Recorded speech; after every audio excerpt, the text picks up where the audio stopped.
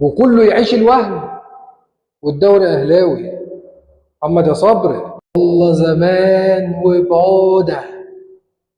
الماتش ده هيكون نقطة في تحول الأهلي. الثقة الغايبة دي هترجع. الثقة اللي كانت غايبة هترجع النهاردة.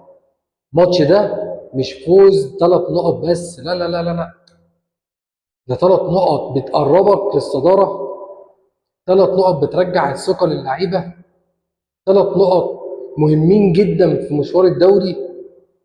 وعشان بقى اللي يجي يقول لك ده الزمالك الزمالك ايه؟ الزمالك ما عرفش يكسب الاهلي، والاهلي مش في افضل حالاته.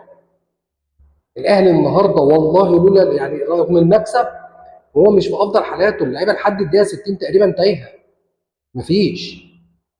وبرضه الزمالك ما عرفش يكسب، ولا حتى عرف يحافظ على الجون اللي جابه.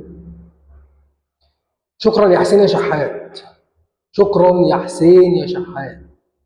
حسين الشحات النهارده هو نقطه التحول في الماتش. ان شاء الله الماتش ده نقطه تحول في الدوري، وكله يعيش الوهم والدوري اهلاوي. محمد يا صبري، الدوري اهلاوي. ده القطب الاول، القطب الاول للكره المصريه. بعتها له.